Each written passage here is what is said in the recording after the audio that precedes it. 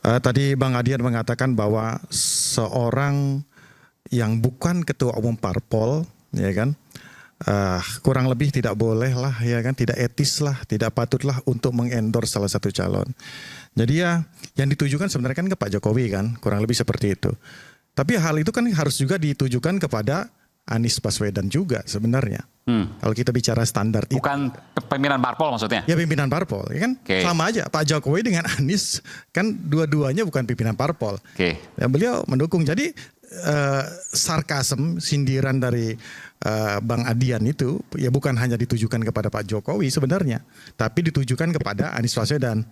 Semangat segini-gini, semangat lu untuk mengalahkan gua membuat lu tidak menggunakan nalar lu dengan baik. Sebentar. Bukan. Jadi gini, lu menganggap pembicaraan ini pertandingan. Bukan. Sehingga yang lu cari kemenangan. Bukan benar atau salah. Yang gua sampaikan dalam kapasitas presiden sebagai mantan, kapasitas Jokowi sebagai mantan presiden. Gak bisa juga dipisah-pisahkan seperti itu. Enggak, Bang. Boleh gak gue bicara dulu? Apakah tidak ada problem lain di bangsa ini yang lebih besar dibandingkan sekedar mengendorse calon kabupaten? Tidak. Mengendorse calon. Masalahnya persoalan ini harus clear. Persoalan ini harus clear. Masyarakat harus tahu bahwa standar itu ada, Bang. Nah, Anies bukan mantan presiden. Nah, itu juga masalahnya. Bukan.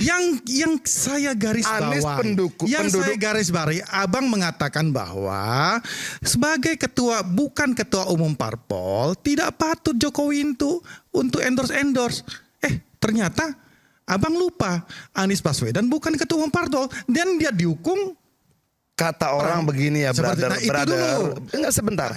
Titip uang berkurang, titip kata bertambah. Oke.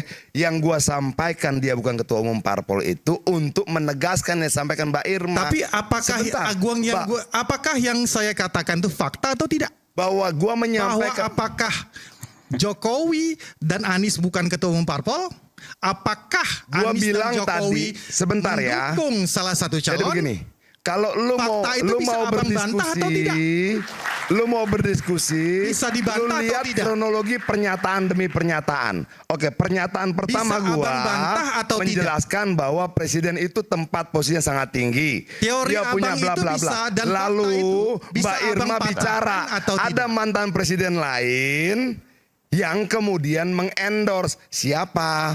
Ibu Megawati. Siapa lagi? Pak SBY. Oh, Mbak Irma, dia memang mantan presiden, tapi dia ketua umum dan pemimpin partai. Jokowi bukan pemimpin siapa-siapa. Kalau begitu carilah contoh yang apple to apple. Anies bukan pemimpin siapa-siapa. Ya ampun. Dia bukan ketua umum parpol. Gua itu menjawab Mbak Irma, brother. Tapi gue perlu mengklarifikasi masalah ini.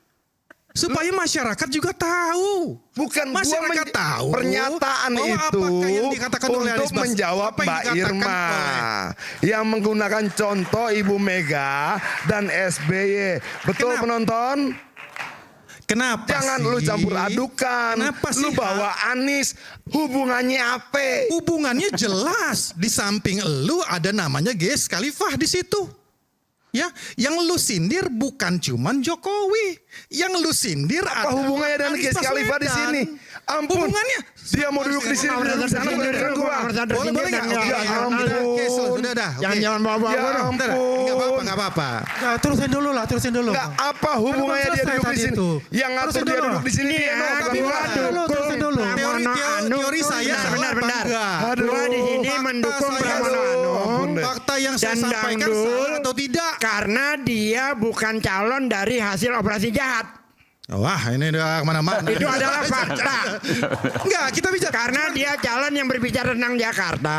Lu itu mau mengalahkan orang. Bukan membagi-bagikan janda. Sampai duduknya Ges Khalifah masalah buat lu. Metodologi. Aneh cara berpikir lu.